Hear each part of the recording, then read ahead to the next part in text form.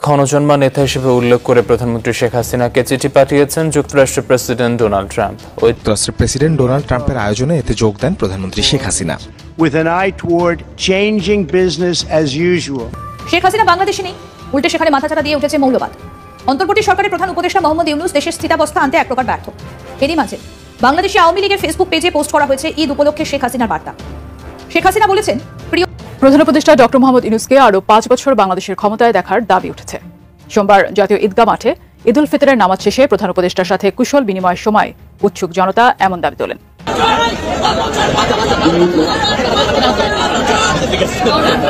বাংলাদেশ এক পরাশক্তি চীনের সাথে কৌশলগত সম্পর্ক গড়ে তুলছে। আলহামদুলিল্লাহ, এই কাজটা বাংলাদেশে একটা অনন্য উচ্চতায় পৌঁছে দেবে। চীন সফরে আমাদের কি কি কৌশলগত সুবিধা দিচ্ছে সেটা নিয়ে আমার দর্শকদের জানাবো আলাদা এপিসোড কইরা, কিন্তু আমাদের ভুলে গেলে চলবে না যে আমাদের আর একটা দেশের সাথে সম্পর্ক তৈরি করতে হবে কৌশলগত, আমেরিকার সাথে দীর্ঘমেয়াদে। কিভাবে সেই সম্পর্ক রচনা করা যাবে সেটা নিয়ে আমাদের অবশ্যই আউট অফ দ্য বক্স চিন্তা করতে হবে, সৃজনশীল হইতে হবে আমাদের চিন্তাটা। কৌশলটা দীর্ঘমেয়াদী হবে। আমেরিকার সরকার পরিবর্তন হলেও আমাদের সম্পর্কে যেন পরিবর্তন না হয়। আওয়ামী লীগের নেতাকর্মীরা কেমন ঈদ করলেন? প্রেক্ষাপটটা একই, বাট গ্রুপটা ভিন্ন। গতকালকে বিএনপি এবং জামাতের নেতাকর্মীদের একটা কমন স্ট্যাটাস ছিল, প্রায় 15 বছর পর নির্ভয়ে ঈদ করেছে। এই যে নির্ভয় শব্দটার মেইন ব্যাখ্যা হচ্ছে লোকালি মামলা, এবং কি যে লোকাল অনেক জায়গায় অনেক বিএনপি নেতাকর্মীরা ছিল বা জামাতের নেতাকর্মীরা ছিল লোকাল মানুষ কর্তৃক নির্যাতিত হয়েছেন, যারা ডরে ভয়ে ঈদের দিন হয়তো বাড়িতে লুকিয়ে এসেছেন রাতের আধারে, আবার অনেকে দিনের আলোতে ঈদগাতে নামাজ পড়তে পারেন। ঠিক একই দৃশ্যপট আমরা দেখছি গতকালকে আওয়ামী লীগের নেতাকর্মীদের। আসসালামু আলাইকুম রহমতুল্লাহ, সবাই কেমন আছেন? আশা করি সবাই অনেক অনেক ভালো এবং সুস্থ আছেন। সবাইকে স্বাগতম জানাচ্ছি আমাদের আরেক নতুন ভিডিওতে। প্রিয় দর্শক, রাত পোহালেই পবিত্র ঈদ উল ফিতর, সবাইকে ঈদের শুভেচ্ছা রইল। আপনারা জানেন 5 আগস্ট শেখ হাসিনা সরকার পতনের পরে শেখ হাসিনাকে আবারও দেশে ফিরিয়ে আনতে আওয়ামী লীগের নেতাকর্মী থেকে শুরু করে শেখ হাসিনা নিজেই কিভাবে আবারও দেশে ফিরতে পারেন সেটা নিয়ে নানানভাবে তাণ্ডব চালাচ্ছে আওয়ামী লীগের বিভিন্ন নেতাকর্মীরা। এবার সামাজিক যোগাযোগ মাধ্যমে আপনারা সবাই ভিডিওর বেশ শুরুতে বেশ কিছু অংশ বেশি দেখেছেন, দেখে বুঝতে পেরেছেন ভিডিওটা কতটা গুরুত্বপূর্ণ হতে চলেছে। তাই আমি বিষয়টা আর বেশি বিস্তারিত বলবো না, কারণ বিস্তারিত বলতে গেলে ভিডিওটা অনেক লম্বা হয়ে যাবে। তা আমি ভিডিওটা সংক্ষেপে করার কাছে মূল আলোচনা নিয়ে যাচ্ছি। তার আগে আপনাদের ছোট্ট একটি অনুরোধ জানিয়ে রাখতে চাই, যারা আমাদের ফারুকি অনলাইন ইউটিউব চ্যানেলটিতে অ্যাকাউন্ট আছেন, এরকম চাঞ্চল্যকর তথ্য সবার আগে পেতে অবশ্যই আমাদের চ্যানেল সাবস্ক্রাইব করে ধারাবাহিকভাবে ভিডিওটি আশা করি ধৈর্য সহকারে শেষ পর্যন্ত দেখি আপনার মতামত কমেন্টে জানাবেন। আবশ্যকতা না বাড়ে আমরা ধারাবাহিকভাবে একটু ভিডিওটা বিস্তারিত দেখি। প্রধান উপদেষ্টা ডক্টর মোহাম্মদ ইউনূসকে আরও 5 বছর বাংলাদেশের ক্ষমতায় দেখার দাবি উঠেছে। সোমবার জাতীয় ঈদগাহ মাঠে ঈদ উল ফিতরের নামাজ শেষে প্রধান উপদেষ্টার সাথে কুশল বিনিময়ের সময় উৎসুক জনতা এমন দাবি তোলেন। বিস্তারিত আরিফ হাসানের প্রতিবেদনে। জাতীয় ঈদগাহ ময়দানে সাধারণ জনগণের সাথে একই কাতারে পবিত্র ঈদ উল ফিতরের নামাজ আদায় করেছেন প্রধান উপদেষ্টা ডক্টর মোহাম্মদ ইউনূস। নামাজ শেষে জনতার সাথে হাত মিলিয়ে কুশল বিনিময় করতে দেখা যায় প্রধান উপদেষ্টাকে। এমন দৃষ্টান্ত দেশের রাজনৈতিক ইতিহাসে একেবারে বিরল এক ঘটনা। এ ঘটনার পর প্রশংসায় ভাসছেন প্রধান উপদেষ্টা। সামাজিক মাধ্যমে ছড়িয়ে পড়া এই ভিডিওতে দেখা যাচ্ছে প্রধান উপদেষ্টাকে সর্বোচ্চ নিরাপত্তা দেওয়ার চেষ্টা করছে নিরাপত্তা বাহিনী, কিন্তু সেই প্রোটোকল ভেঙে ডক্টর ইউনূসের দিকে হাত বাড়িয়ে দিচ্ছেন সাধারণ জনগণ। প্রধান উপদেষ্টাও বিষয়টি সহজভাবেই নিয়েছেন, তিনিও হাত বাড়িয়ে দিচ্ছেন জনতার দিকে। এ যেন রাষ্ট্রপ্রধানের সাথে জনতার এক গভীর সংযোগ। ডক্টর ইউনূসের সাথে হাত মেলানোর সময় উপস্থিত জনতারা দাবি তোলেন তাকে আরও 5 বছরের জন্য ক্ষমতায় থাকার।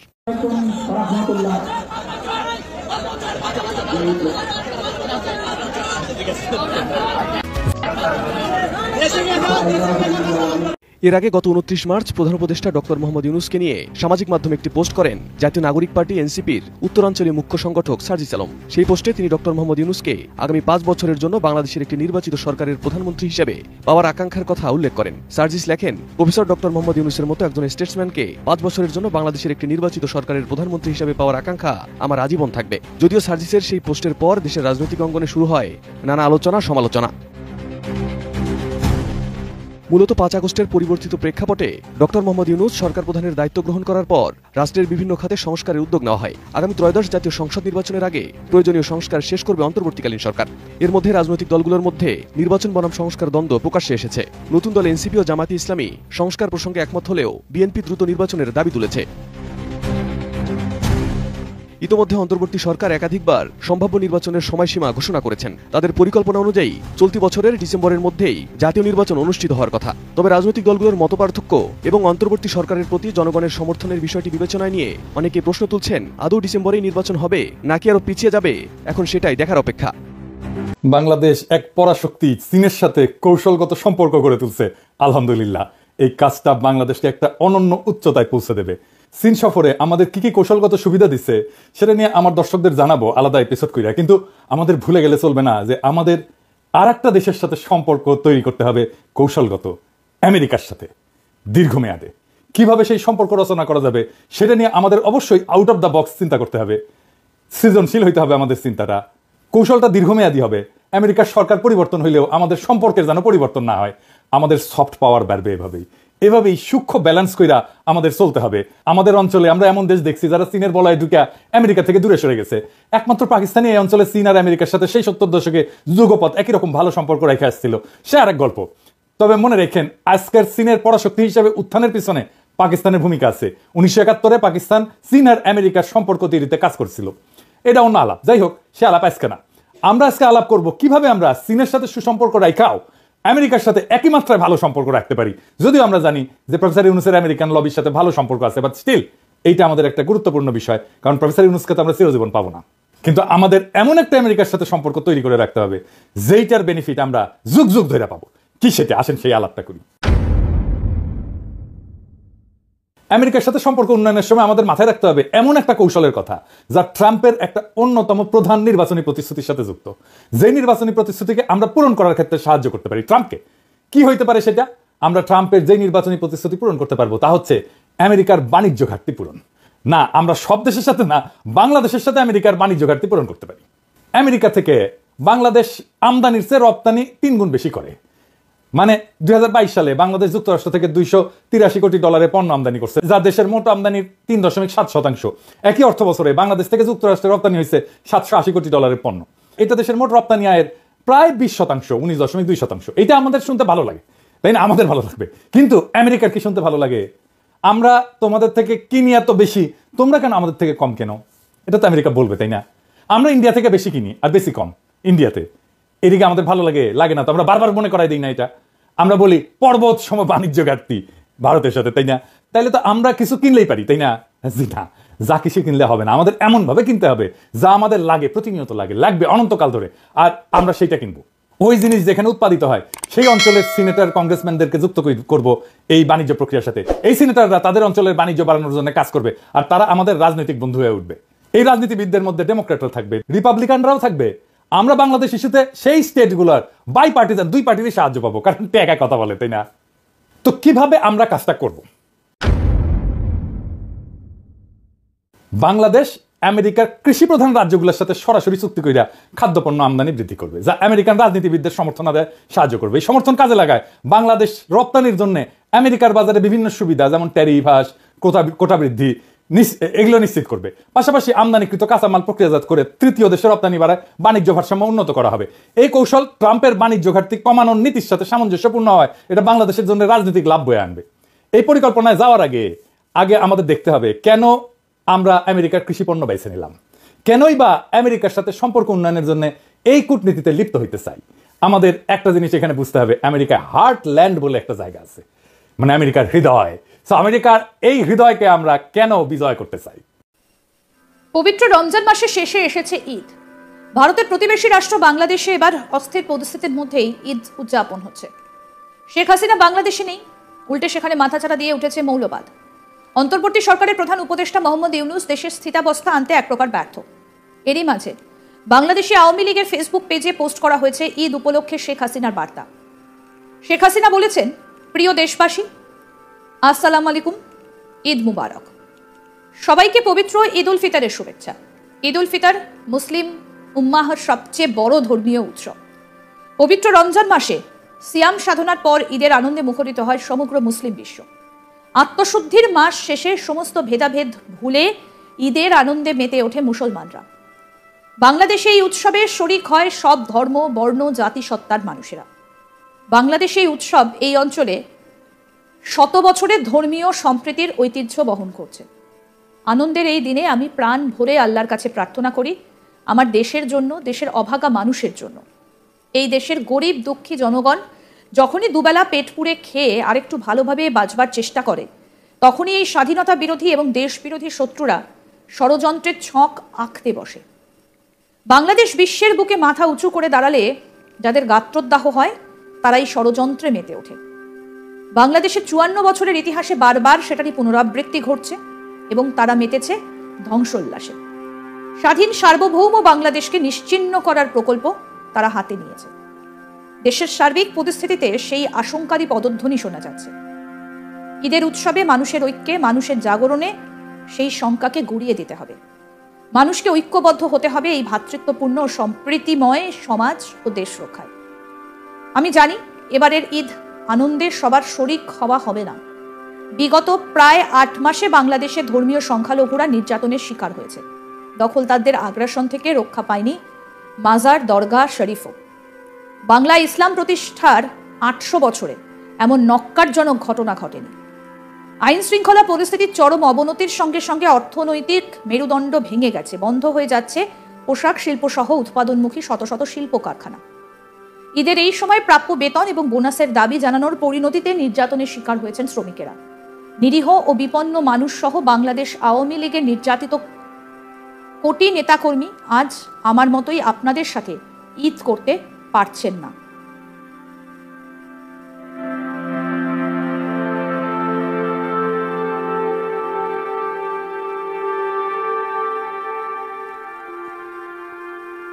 নিরীহ এবং বিপন্ন মানুষ সহ বাংলাদেশ আওয়ামী লীগের নির্যাতিত কোটি কোটি নেতাকর্মী আজ আমার মতোই আপনাদের সঙ্গে ঈদ করতে পারছে না। অবৈধ দখলদার ফ্যাসিস্ট ইউনূস সরকারের সময়ে শহীদ সকল পরিবারের সদস্য বর্গ এবং নির্মম নির্যাতন নিপীড়নে আহত ও পঙ্গুত্ব বরণকারী সহ কারাগারে বন্দী অজস্র নেতাকর্মীদের পরিবারের প্রতি আমি সহানুভূতি প্রকাশ করছি। আপনারাই আমাদের আপনজন। আপনাদের জন্য বাংলাদেশের নিপীড়িত নির্যাতিত মানুষের আপনজন হিসেবেই আমি জীবন বাজি রেখে লড়াই চালিয়ে যেতে দৃঢ় প্রতিজ্ঞাবদ্ধ। আল্লাহ যখন এখনো আমাকে বাঁচিয়ে রেখেছেন, তখন আপনাদের নিয়েই আমি বাঁচতে চাই। আপনাদের হয়ে এবং আপনাদের জন্য আমার সংগ্রাম চলবে। ঈদ উল ফিতরের পবিত্র দিনে রাব্বুল আল আমিনের কাছে আরতি, তিনি যেন আমাদের সকলের প্রতি সহায় হন। দেশের স্বাধীনতা, সার্বভৌমত্ব রক্ষা এবং মানুষের জীবনে স্বস্তি ফিরিয়ে আনার সংগ্রামে আমাদের অবিচল থাকতে হবে। নিশ্চয়ই পরম করুণাময় মহান আল্লাহ তায়ালা উত্তম পরিকল্পনাকারী এবং আমাদের ন্যায্য সংগ্রামের প্রতিদানের ব্যবস্থা করবেন। সবাইকে আবারও ঈদ মুবারক। জয় বাংলা, জয় বঙ্গবন্ধু। আধার কেটে ভোর হোক।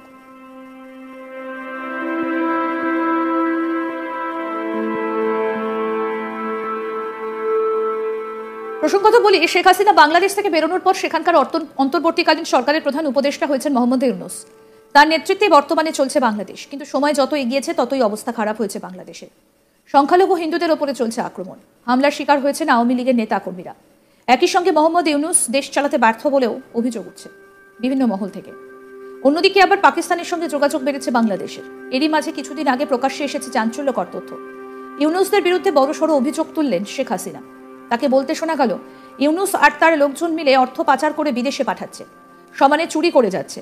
Dubai, Singapore, Italy, France, Vietnam এই সব জায়গার মাধ্যমে সমানে টাকা পাচার করে যাচ্ছে। কি বলছেন শেখ হাসিনা? আসুন শোনান। মানে ইউনূস আর তার লোকজন মিলে অর্থ পাচার করে বিদেশে পাঠাচ্ছে আর সমানে চুরি করে যাচ্ছে। সেই Dubai, Singapore, Italy, France, Monaco, Vietnam এইসব জায়গার মাধ্যমে সমানে বিদেশে টাকা পাচার করে যাচ্ছে। এটা হচ্ছে সব থেকে দুর্ভাগ্যের বিষয়। যাক, আমি আর বেশি সময় না নিয়ে আমি তো বলবো যে এই দুঃশাসন থেকে মানুষকে মুক্তি দিতে হবে। আজকে যারা স্বজন হারিয়েছে, আমি জানি হয়তো তাদের ফেরত দিতে পারবো না, শুধু একটু বলতে পারি, আমি আর রেহানা একই দিনে একই সাথে আমার বাবা জাতির পিতা বঙ্গবন্ধু শেখ মুজিবুর রহমান, তাকে আমরা হারিয়েছি। তাকে নির্মমভাবে হত্যা করা হয়েছে। তার সাথে আমার মাকে হত্যা করা হয়েছে। আমার ভাই কামাল, জামাল, রাসেল তো মাত্র 10 বছরের ছোট, তাদেরকে হত্যা করেছে। কামাল জামালের নবপরিণত বধূ, 1 মাসও হয়নি বিয়ে হয়েছে, তাদের হাতে তখনও মেহেদির রং, তাদেরকে হত্যা করেছে। আমার একমাত্র চাচা শেখ আবু নাসেরকে হত্যা করেছে। আমার আব্বা মিলিটারি সেক্রেটারি জামিল উদ্দিনকে হত্যা করেছে। অফিস সেক্রেটারি, এখানে পুলিশের এক অফিসার সিদ্দিকুর রহমানকে হত্যা করেছে। একই সাথে আমাদের অন্যান্য আত্মীয় স্বজনের বাড়িতে আক্রমণ করে প্রায় 18 জন সদস্যকে নির্মমভাবে হত্যা করে। আমি তাদের আত্মার মাগফিরাত কামনা করি। কিন্তু এইবার যে জুলুম অত্যাচার, ঠিক 71 সালে পাকিস্তানি হানাদার বাহিনী ঠিক যেভাবে অত্যাচার করেছিল, একইভাবে এরা অত্যাচার করে যাচ্ছে। এই দুঃশাসন থেকে বাংলাদেশের মানুষকে বাঁচাতে হবে, মুক্তি দিতে হবে। তাই আমরা সবাইকে আহ্বান করেছি যে এই দুঃশাসনের বিরুদ্ধে সবাই রুখে দাঁড়াতে। আর আগামীকাল এই বিরুদ্ধে যে যেখানে আছে সে সেখানে যার মতো করে প্রতিবাদ করবেন। আমি আর সময় না নিয়ে আপনাদের কাছ থেকে কথা শুনতে চাই, কারণ আপনাদের কষ্টের কথাগুলি আমার জানার দরকার, সেটাই আমি শুনতে চাই। আর আওয়ামী লীগ বারবার খেলে আঘাতই পাচ্ছে। তারপর তো আওয়ামী লীগ ক্ষমতা থাকলে দেশের মানুষ শান্তি থাকে, সুখে থাকে, পেটে ভাত থাকে, কাজ থাকে, অর্থ উপার্জন করতে পারে, কাপড় চোপড়, চিকিৎসা, শিক্ষা, দীক্ষা সব দিক থেকে সুব্যবস্থা আমরা করি। আর তারপর কিছু লোক অর্থশালী মানে অর্থলোভী বিদেশিদের দালালি করে টাকা নিয়ে বাংলাদেশের মানুষের সর্বনাশ করে। কাজে আমি আবারও আপনাদের প্রতি আমার সহানুভূতি জানাই এবং আপনাদের কথাগুলো আমি শুনতে চাই। আমার খুব কষ্ট হয়, কারণ আমি যদি বলতে পারি যে আমি তো আরো আপডেট পেতে দেখতে থাকুন আজ তাক বাংলা। সাবস্ক্রাইব করুন, নোটিফিকেশন পেতে বেল বাটন অপশন প্রেস করুন, হোয়াটসঅ্যাপে ফলো করুন আজ তাক বাংলা, ভিডিওটা লাইক করুন, শেয়ার করুন, কমেন্ট করুন। সালামু আলাইকুম, ঈদ মোবারক। দেশে বিদেশে যে যেখান থেকে আজকে আমাকে দেখছেন ফেসবুক অথবা ইউটিউবের মাধ্যমে সবাইকে জানাচ্ছি ঈদের শুভেচ্ছা, অভিনন্দন। তো যাই হোক, আওয়ামী লীগের নেতাকর্মীরা কেমন ঈদ করলেন? প্রেক্ষাপটটা একই, বাট গ্রুপটা ভিন্ন। গতকালকে বিএনপি এবং জামাতের নেতাকর্মীদের একটা কমন স্ট্যাটাস ছিল, প্রায় 15 বছর পর নির্ভয়ে ঈদ করেছে। এই যে নির্ভয় শব্দটার মেইন ব্যাখ্যা হচ্ছে লোকালি মামলা, এবং কি যে লোকাল অনেক জায়গায় অনেক বিএনপির নেতাকর্মীরা ছিল বা জামাতের নেতাকর্মীরা ছিল লোকাল মানুষ কর্তৃক নির্যাতিত হয়েছেন, যারা ডরে ভয়ে ঈদের দিন হয়তোবা বাড়িতে লুকিয়ে এসেছেন রাতের আধারে, আবার অনেকে দিনের আলোতে ঈদগাতে নামাজ পড়তে পারে না। ঠিক একই দৃশ্যপট আমরা দেখছি গতকালকে আওয়ামী লীগের নেতাকর্মীদের। শেখ হাসিনার ঈদ কেমন কেটেছে? বাংলাদেশ আওয়ামী লীগের যে অফিসিয়াল ভেরিফাইড ফেসবুক পেজ আছে, ঠিক চাঁদ রাত যেটা আমরা বলি আর কি, সেই রাতে দেখলাম আমরা যে আওয়ামী লীগের অফিসিয়াল ফেসবুক পেজ থেকে শেখ হাসিনার পক্ষ থেকে সবাইকে ঈদের শুভেচ্ছা জানানো হয়েছে। বাট যে নেতাকর্মীরা দেশে এবং বিদেশে আছে, বিদেশে যারা আছে তারা সবাই ভালো ঈদ কাটাইছে, ইহাতে কোনো সন্দেহ নেই। তবে ওই যে সেই জনপ্রিয়তা অথবা ঈদের মাঠে বয়ান দেওয়া, ঈদের পরে সালামি বিতরণ করা, তারপর দিনভর এই প্রোগ্রাম সেই প্রোগ্রামে যাওয়া, যে জাঁকজমকপূর্ণ বিলাসিতা বা রাজকীয়তা, সেটা তারা সবাই গতকালকে মিস করেছে। দেশে থাকা আওয়ামী লীগের নেতাকর্মীরা তারা ছিল সবচেয়ে বেশি বিপদে, কারণ অনেকের নামে এই মুহূর্তে মামলা হয়ে আছে। আবার লোকালি যেমন এই যে উপদেষ্টা মাহফুজের বাবা, যে কারণে তিনি মারধরের শিকার হয়েছেন, লোকালি অনেক আওয়ামী লীগের নেতাকর্মীরা হয়তো রাতের আধারে বাড়িতে আসছে অথবা গোপনে বাড়িতে আসছে, এই খবর পাইয়া অনেক জায়গায় বিএনপি, অনেক জায়গায় জামাতের নেতাকর্মীরা তাদেরকে টার্গেট করেছে, তাদেরকে দৌড়ানি দিছে। তো এরকম একটা বড় অংশ কিন্তু গতকালকে তারা ঈদ কাটেছে। আবার বাংলাদেশের ভেতর থেকেও ঈদের নামাজ যার বাড়ি কুমিল্লা সে পড়ছে সিলেট, যার বাড়ি সিলেট সে পড়ছে ঢাকা, এরকম ভাবে ভাসমান লেভেলে গতকালকে আওয়ামী লীগের ম্যাক্সিমাম নেতাকর্মী যারা লাইম লাইনে ছিলেন, আই মিনস হচ্ছে ধরেন একটু বড় বড় নেতা ছিলেন অথবা লোকালি এবারটা এই আমার চিনস বা বিভিন্ন জায়গায় যারা অপকর্ম জুলুম করছেন তারাও যেমন আছেন, আবার আওয়ামী লীগ করছেন, কোনো অপরাধ করেন নাই, কোনো দুষ্কৃতিকারী হিসাবে ব্যক্তিত্ব হিসাবে পরিচিত না, বাট তারপরেও সরকারের পট পরিবর্তনের কারণে অনেকের নামে মিথ্যা এবং ভুয়া মামলাও হয়েছে। তা আমরা যতদূর দেখেছি বা বিভিন্ন জায়গা থেকে আওয়ামী লীগের যে বক্তব্যগুলো আসছে যে গতকালকে শেখ হাসিনা এবং শেখ রেহানা তারা আপনার দিল্লিতে যে বাড়িতে নিরাপদে আশ্রিত আছেন সেখানে তারা ঈদ করেছেন, এবং কি দলের যারা সিনিয়র নেতাকর্মী ভারতে পলাতক তারা কেউই ওনার সাথে দেখা করতে পারেনি, তবে সবার সাথে নাকি ফোনে কমিউনিকেশন হয়েছে। আবার কলকাতার গণমাধ্যম বলছে যে আওয়ামী লীগের বড় একটা অংশ এই মুহূর্তে কলকাতায় আছে। আবার আমাদের স্বরাষ্ট্র উপদেষ্টা তিনিও কিন্তু বলছেন যে কলকাতাতে আওয়ামী লীগ বসে বসে ষড়যন্ত্র করছে, এবং ঈদের আগে তারা সবাই ওইখানেই অবস্থান নিয়েছে। এই মুহূর্তে কলকাতা হচ্ছে মিনি আওয়ামী লীগ পাড়া, মানে বাংলাদেশ থেকে যারাই যাচ্ছে কলকাতা কেন, মেইন কারণ হচ্ছে কলকাতার খাবার, ভাষা, সেখানকার সংস্কৃতি, কালচার যা আছে এটা অনেকটাই বাঙালি ধাঁচের, যার কারণে অন্যান্য অঙ্গরাজ্যের তুলনায় বা রাজ্যের তুলনায় কলকাতাটা অধিক নিরাপদ। এর উপর আরেকটা বিষয় আছে, ভারতবর্ষে এই মুহূর্তে বাংলাদেশিদের উপর একটা বড় ধরনের ধরপাকড় চলছে, তো সেই কারণেও কলকাতা তুলনামূলক অনেকটা নিরাপদ, যার কারণে অধিকাংশ আওয়ামী লীগের নেতাকর্মীরা তারা কলকাতাতেই ঈদ উদযাপন করেছেন। এখান থেকে শিক্ষণীয় বিষয় আছে, আওয়ামী লীগের জন্য যেমন আছে বিএনপি জামাতের জন্য তেমন আছে। ক্ষমতা চিরস্থায়ী না। শেখ হাসিনার দেখেন গতবার হইলে ঈদের সময় তিনি বঙ্গভবনে যাইতেন, গণভবনে যাইতেন, বিভিন্ন রাষ্ট্রের গুরুত্ব বিদেশিরা দেখা সাক্ষাৎ করতে তিনি স্পিচ দিতেন, জাতির উদ্দেশ্যে ভাষণ দিতেন, যেমনটা গতকালকে ডক্টর মোহাম্মদ ইউনূস দিয়েছেন। আর আজকে তিনি কোথায়? একটা ছবি ঠিক মতো নাই, একটা নিউজ নাই, তিনি যে দুনিয়াতে বাইচে আছেন সেটাই আসলে এক ধরনের মানে সন্দেহ, তিনি আসলে বাইচে আছেন কিনা, আসলে ভারত আছেন কিনা না বাংলাদেশে আছেন, নানান প্রশ্নের জায়গাটা তৈরি হয়েছে। শিক্ষণীয় একটা, ক্ষমতা চিরস্থায়ী না, ক্ষমতার যারা অপব্যবহার করে তাদের জন্য যুগে যুগে এগুলো নসিহত হয়ে থাকবে। তারপরেও যে যেখান থেকে ঈদ পালন করেছে সবার পরিবার যেন সুস্থ থাকে সেই কামনা আজকের মতো বিদায়। তো প্রিয় দর্শক, ভিডিওটি ভালো লাগলে অবশ্যই শেয়ার করে দিবেন। আমাদের চ্যানেলটিতে নতুন একটা চ্যানেল সাবস্ক্রাইব করে সাথে থাকবেন। ধন্যবাদ সবাইকে। আল্লাহ হাফেজ।